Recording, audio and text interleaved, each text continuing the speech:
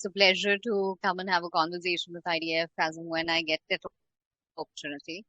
To your question, I think where we are is we're a very nascent organization when it comes to diversity. We've started our journey, though Mercer, which is part of MMC in India, it has had a long history of working on diversity, and they are a step ahead from the entire organization.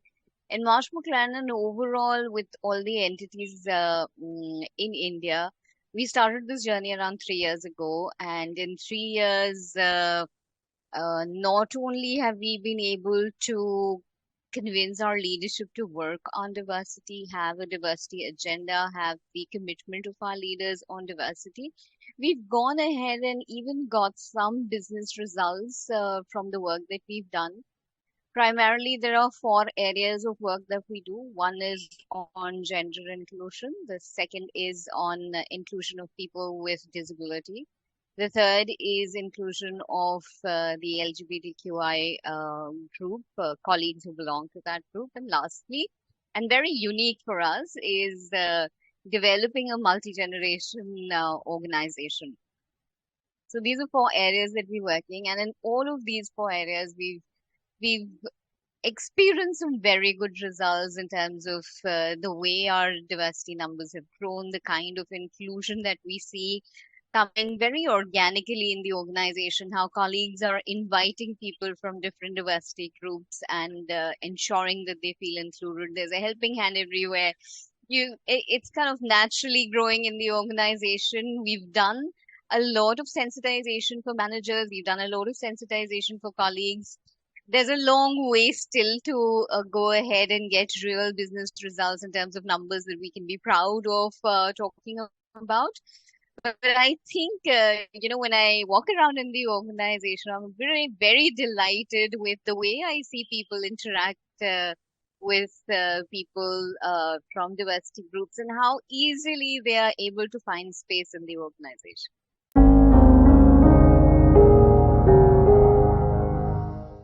Okay, the most difficult part, I think, at every stage of evolution, there will be a difficult part. So when we started off, I think, the bigger challenge that we had was how do we convince every leader to agree that diversity has an important role to play in the organization. So, having use cases, having stories which are impactful, powerful, and which kind of build a business case for diversity was something that we did a lot of it was done by the fact that Marsh Mclennan globally has a very strong diversity culture. So that kind of influenced the leaders to start taking positive steps in India as well. Once we started working on diversity, and we had this entire energy around different groups of people working on different areas of diversity, the other challenge we started seeing was how do we bring the entire organization together on diversity? How do we sensitize people? How do we start communicating that ethos of diversity, what we want to do around diversity? So that communication, that sensitization became a bigger challenge. Right now, at the phase that we are, while there is leadership commitment, while there is employee enthusiasm around diversity, a big challenge is how do we bring all of these threads together so that we can talk as one single story for India, right? So I think at every stage of evolution, there will be a challenge. The beauty is that there are so many people who are supporting you on DEI that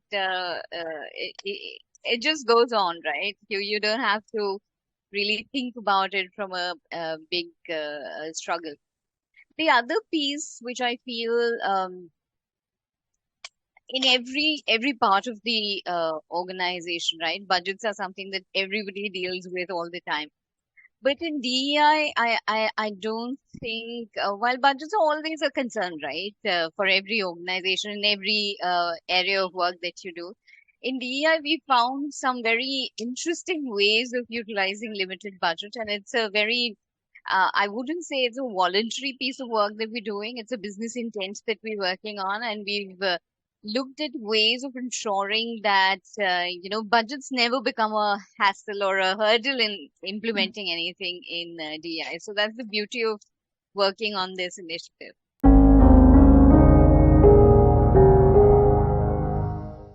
So DEI goals, I think, as I said, we're a very recent organization in this area. We don't have very large goals, but few of the goals that we definitely have is one is colleague sensitization around what is diversity, what do we mean by diversity when we talk of diversity in Marsh Mclennan in India.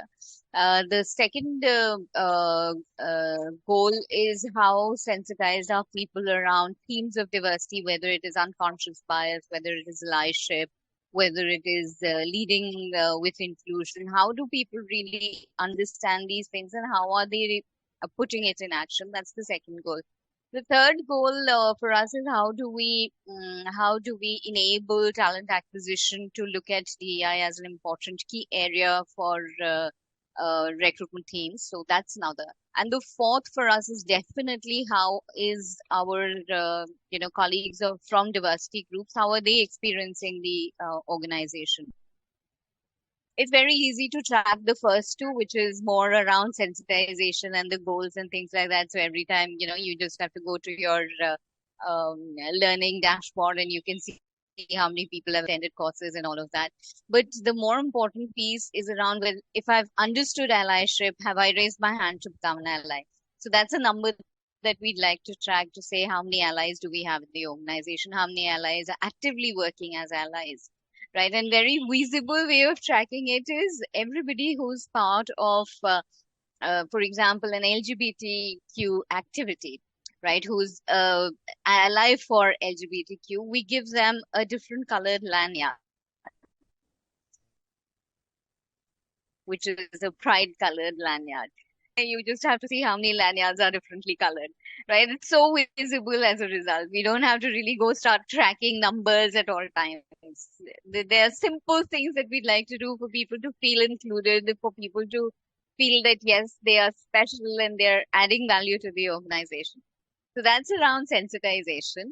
Around recruitment, we've had quite a great partnership with our talent acquisition team where the talent acquisition team is we supporting them in identifying recruiters who specialize in certain diversity groups and how can we start working with diversity groups. So how we would track our success would be number of people from diversity groups that we've hired.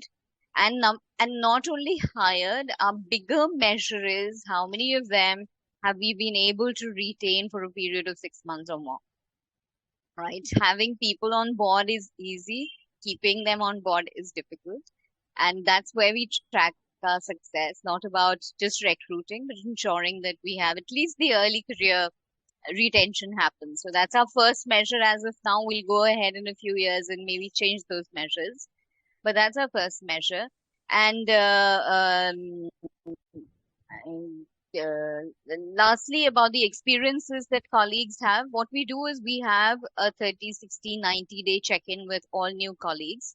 And that is one of the good measure of saying how engaged are people in the organization. And for diversity groups, we like our CRG members to have those conversations, get a pulse of people who've joined from different diversity groups. How are they experiencing?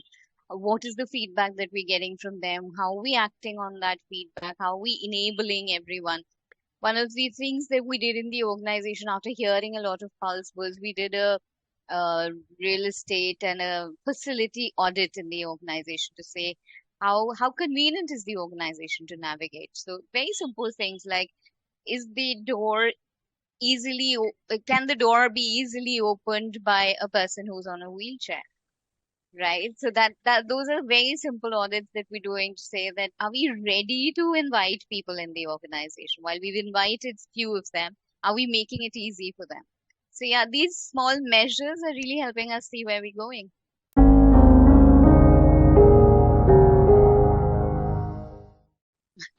What would I tell them? Is go adopt DI as a policy, definitely. But I think, let's get to business. Let's see, let's explore why businesses would not adopt DEI as a policy, right? It's a very logical policy. And most of the times, I think all organizations have adopted DEI in some way or the other, whether we recognize it or not. Most organizations today are talking about gender diversity in their workplaces, saying how many women do we have, how many men workers do we have. There are organizations.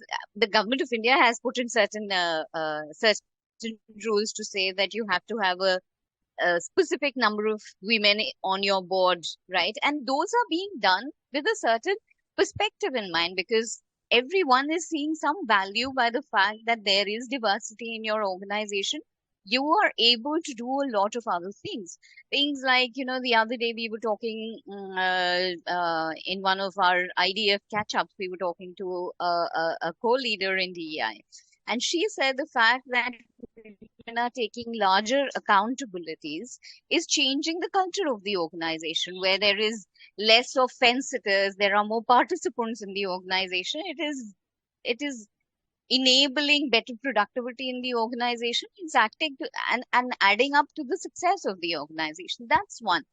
Secondly, when you see managerial levels, the kind of managerial empathy that comes in when you have more women managers is a little more than what you see otherwise. The understanding of the pains of employees and colleagues is much higher when you have women colleagues coming in and participating in managerial effectiveness.